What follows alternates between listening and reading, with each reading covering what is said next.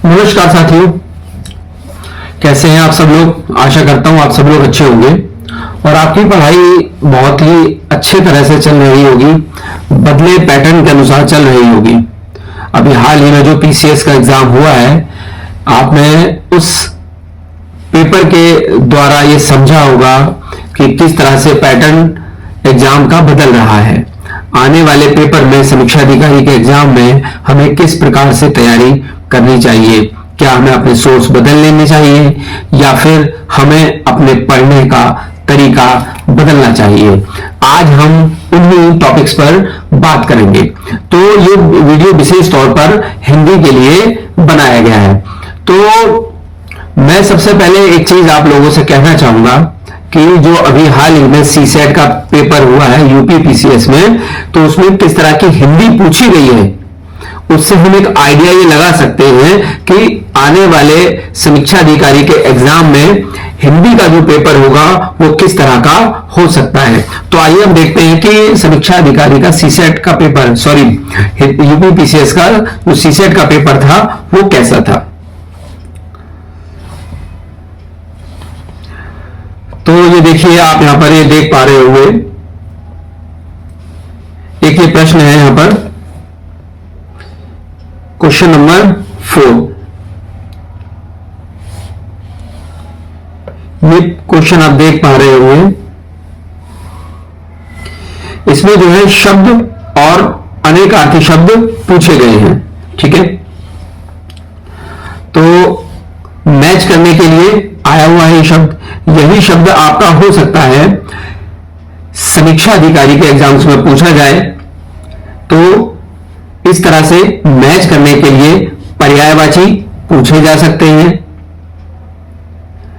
और अनेक शब्दों के लिए एक शब्द के प्रश्न भी पूछे जा सकते हैं, जो कि अभी तक नहीं पूछे जाते थे। अभी तक सीधे सीधे पूछा जाता था कि निम्नलिखित में से कौन सा पर्यायवाची है या नहीं है, या बहुत सारे वर्ग दिए होते थे ग्रुप पर्यायवाची के, कौन सा इनमें से अलग है या कौन सा सेम है।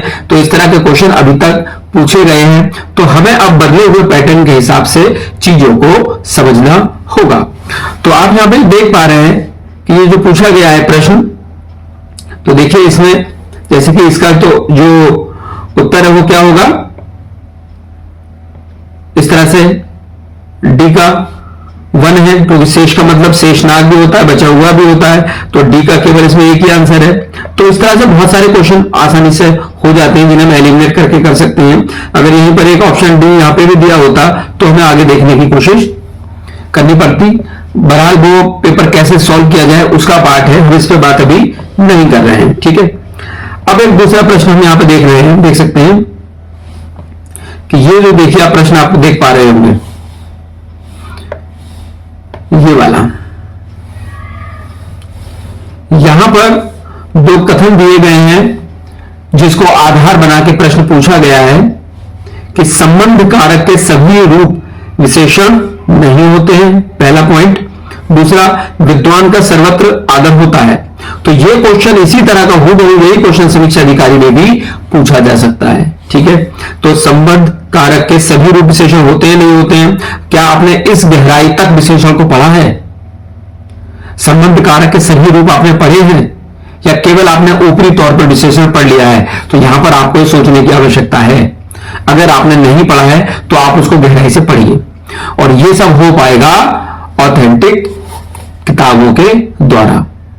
आप वासुदेव नंदन पढ़ें या फिर हरदेव बाहरी पढ़ें या फिर पीएन पांडे, किसी भी एक किताब से वहां से गहराई से इन टॉपिक्स को पढ़ें।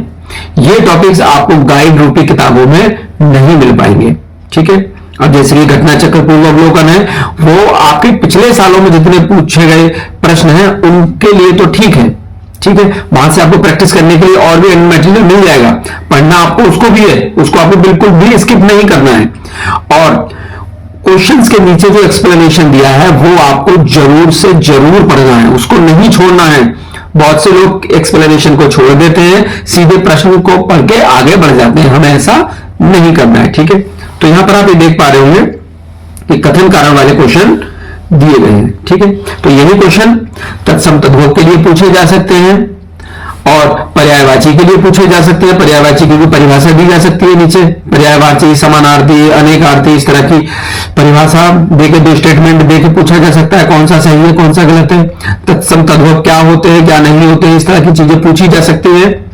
तो वो आपको डिटेल में पढ़ना चाहिए। पहले आप उसको डिटेल में पढ़ें, सीधे आप ये ना करें कि सीधे आपने तत्सम पढ़ा, तत्सम का तद्भव रूप क्या है वो पढ़ लिया, ठीक है। तो ये नहीं करना है हमें पहले उसकी थ्योरी को पढ़ना है, उसके कॉन्सेप्ट को पढ़ना है, फिर हमें उसके बाद आगे जाके तत्सम तद्भव पढ़ने हैं। और सबको लिख लिख कर जरूर देखना है, लिख लिख कर प्रैक्टिस करें, ठीक है। दूसरी चीज, अब देखिए यहां पर आप देख पा रहे होंगे इसी तरह का यहां पर इन्होंने क्वेश्चन पूछा भी है, आयोग में क्वेश्चन पूछा गया है कि शुद्ध वर्तनी वाले शब्दों को ध्यान में रखते हुए सही विकल्प का चयन करें, ठीक है। तो ये सारी वर्तनी आपको तभी ध्यान में रहेंगी जब आपने लिख लिख कर प्रैक्टिस की होगी। आपने लिख के प्रैक्टिस नहीं की होगी, आप वहां पर भूल जाएंगे, आपको याद नहीं रहेगा, ठीक है। तो आप देखिए यहां पर आप लोगों से कितनी सारी 1 2 3 4 16 वर्तनी पूछ ली गई है एक ही प्रश्न में। तो आप समझ सकते हैं आपको किस प्रकार से तैयारी करनी है, ठीक है। चूंकि अब ये फारसी का शब्द है, इस तरह के प्रश्न तो नहीं पूछे जाते हैं। अब ये देखिए प्रश्न है कि वर्तनी की दृष्टि से शुद्ध शब्द है, तो ये परंपरागत प्रश्न जिस प्रकार के पूछे गए हैं वो प्रश्न भी है इसमें, और नए प्रकार के जो प्रश्न आयोग ने समाहित करने शुरू किए हैं वो प्रश्न, उन प्रश्नों की झलक भी आपको यहां पर देखने को मिलेगी सीसेट के पेपर में। नेक्स्ट है कौन सा विलोम शब्द का युग्म गलत है, ठीक है। तो ये यहां पर दिए गए हैं, आपको उसमें से गलत का चुनाव करना था। यहां पर ये दिया हुआ कौन सा विलोम युग्म सही है। अब देखिए एक चीज और मैं यहां पर बताना चाहूंगा आप लोगों को, हिंदी को पढ़ने से शुरू करने से पहले आप मतलब जितने भी टॉपिक हैं इसमें, उन टॉपिक्स में सबसे पहले आप वर्तनी वाला टॉपिक कंप्लीट करें। शुद्ध शब्द, शुद्ध वर्तनी, शुद्ध वाक्य, इनको अच्छे से पढ़ें, लिख लिख कर अच्छे से प्रैक्टिस कर लें। कौन सा शब्द वर्तनी के दृष्टिकोण से गलत है, वर्तनी के दृष्टिकोण से सही है, उसकी आप प्रैक्टिस करें। इससे होगा क्या, आपका समीक्षा अधिकारी का जो एक टॉपिक है वो तो तैयार होगा ही। दूसरी चीज, कई बार क्या होता है, जैसे कि यहां पर ये दिए हुए हैं शब्द, यहां पर दिए हुए हैं, ठीक है। तो उसका जो विलोम शब्द लिखा होगा वो उच्चारण की दृष्टि से हो सकता है वहां ठीक लिखा हो, लेकिन वर्तनी की दृष्टि से गलत लिखा होगा। हमने जल्दबाजी में पढ़ लिया होगा तो हमें लगेगा कि हाँ यही है शायद, लेकिन ऐसा नहीं होता है। कई बार अगर हमने वर्तनी की दृष्टि से भी उसको पता होगा ठीक, तो हम उसको वहां पर करके आएंगे ठीक। इसलिए आप वर्तनी को सबसे पहले तैयार करें, ठीक है। कोई कई बार विकल्पों में 4 विकल्प दिए होते हैं, एक जैसे बिल्कुल लगते हैं, बस थोड़ा सा वर्तनी की दृष्टि से वो थोड़े अलग होते हैं, ओके। तो ये देखिए यहां पर नेक्स्ट क्वेश्चन ये है, यहां पर पर्यायवाची यहां पर पूछे गए हैं, मैच करने के लिए आया है। तो यहां पर भी ये क्वेश्चन जो है अलग पैटर्न के हिसाब से पूछा गया है, मैच करने के लिए क्वेश्चंस पूछे जा रहे हैं। तो आप मतलब आयोग एक ही प्रश्न में बहुत सारे क्वेश्चंस पूछने का प्रयास करेगा। तो आयोग अगर इस तरह के क्वेश्चन पूछने का प्रयास करेगा तो हमें उसके लिए पहले से तैयार रहना है। तो हमें बार बार प्रैक्टिस करनी है, ज्यादा से ज्यादा लिखना है, ऑथेंटिक किताबों से कॉन्सेप्ट सबसे पहले तैयार कर लेना है। इधर उधर के नोट्स के पीछे आप ना भागें, स्वयं के आप नोट्स बनाएं, खुद किताबें पढ़ें। अब नोट्स कैसे बनाने हैं, नोट्स हमें बनाते वक्त उन शब्दों को समाहित करना है जो हमें नहीं आते हैं। अब फॉर एग्जाम्पल हम विलोम शब्द लिखना शुरू किया हमने, ठीक है। तो विलोम शब्द के नोट्स बना रहे हैं, तो हम ये थोड़ी ना लिखेंगे कि सच का विलोम झूठ होता है या आदमी का औरत है, ये थोड़ी ना लिखना, ये तो याद ही है आपको, इसे आप भूल थोड़ी ना जाएंगे।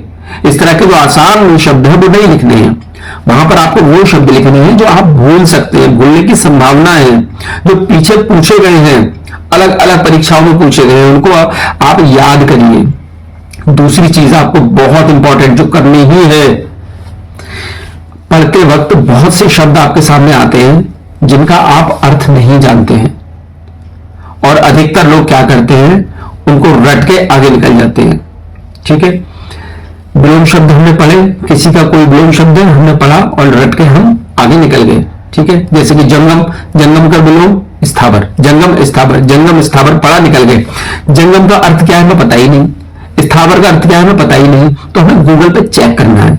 उसको चेक करके आप अपने नोट्स में जहां भी लिख रहे हैं छोटा सा ब्रैकेट बना के लिख लें उसका अर्थ क्या है। इससे आपकी वोकैबुलरी बहुत अच्छी हो जाएगी, आप अर्थों को समझने लगेंगे। अगर जंगम के विलोम में स्थावर की जगह स्थावर का जो रियल मीनिंग है वो लिखा हुआ भी होगा तब भी आप कराएंगे, वरना आप विकल्प में केवल स्थावर ढूंढेंगे कि स्थावर कहां है और नहीं होगा तो क्वेश्चन आपका गलत हो जाएगा। तो ये चीज आपको करनी है, ठीक है। दूसरी चीज, पढ़ना कहां से है, तो पढ़ने के लिए कोई भी एक ऑथेंटिक किताब पकड़े। सबसे पहले तो हरदेव बाहरी ले सकते हैं या फिर पीएल पांडे भी ले सकते हैं आप, ठीक है। ये तो किताब आपको पढ़नी ही है ऑथेंटिक, क्योंकि यहां से आपको डेफिनेशंस पढ़नी है।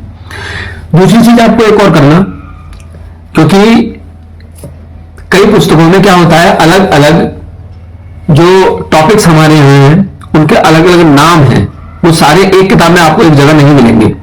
जैसे कि फॉर एग्जाम्पल विधेय विशेषण का एक विशेष नाम है, मुझे इस समय याद नहीं आ रहा है, वो केवल पीएन पांडे में ही दिया हुआ है, वो हरदेव बाहरी में भी नहीं है, वो वासुदेव नंदन में भी नहीं है, ठीक है।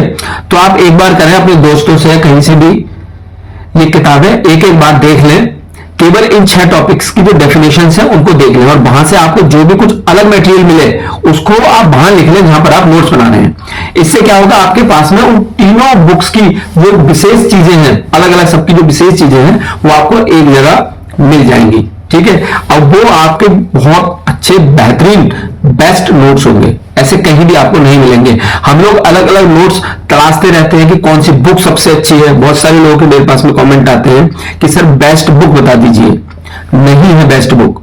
बेस्ट नोट्स बता दीजिए, नहीं है, वो आपको खुद तैयार करने पड़ते हैं। नोट्स का मतलब है आपकी खुद की कस्टमाइज्ड बुक जो आपको खुद बनानी है, अपनी सुविधा के अनुसार उसमें लिखना है, सुविधा के अनुसार चीजों को कलेक्ट करना है। तो वो कोई दूसरा व्यक्ति आपके लिए कैसे बना के दे सकता है, वो तो आपको खुद ही करना पड़ेगा ना। तो इतना आप काम करें, ठीक है। इन सारे टॉपिक्स को अलग अलग जगह से कलेक्ट करके एक नोट्स बना लें। दूसरा, घटना चक्र पूर्वावलोकन को बहुत अच्छे से रट जाएं, उसमें जितने भी पिछले साल में पूछे गए हैं उनको रट लें अच्छे से। यही सारे क्वेश्चंस इधर उधर घूमते रहते हैं, कुछ एक आध शब्द यहां से लिया, 2-3 शब्द वहां से लिए, उन सबको मिला के नया क्वेश्चन बन जाता है। बहुत से लोग कहते हैं कि घटना चक्र पूर्वावलोकन से तो कुछ भी नहीं आया। तो हुबहू आप क्वेश्चन ढूंढने का प्रयास करेंगे तो कहां से मिलेगा? अगर आपने एक्सप्लेनेशन को अच्छे से पढ़ा है, अगर आपने उस प्रश्न को अच्छे से पढ़ा है तो आपको मिलेगा, आप प्रश्न को कर पाएंगे, ठीक है। तो बस यही बताना था मुझे कि हिंदी को बदलने का आप तरीका बदलें, लिखकर याद करने का प्रयास करें, ऑथेंटिक किताबें पढ़ें, घटना चक्र पूर्वावलोकन को पढ़ें, और कठिन शब्दों की का अर्थ क्या है उसको गूगल पर चेक करें। हिंदी का पेपर आपका जरूर अच्छा होगा। ज्यादा से ज्यादा टेस्ट सीरीज लगा लें, कोई भी टेस्ट सीरीज लगा लें। बहुत सारे चैनल, टेलीग्राम चैनल पर टेस्ट सीरीज पड़ी हुई है, आप उनको वहां से प्रैक्टिस करते रहें। किसी से कोई परचेज करने की आवश्यकता नहीं है। अगर आपको नहीं मिल रही है तो आप परचेज कर सकते हैं कहीं से भी टेस्ट सीरीज वगैरह। आप ज्यादा से ज्यादा प्रैक्टिस करें, ठीक है। ऑल द बेस्ट, मिलते हैं नेक्स्ट वीडियो में। जय हिंद।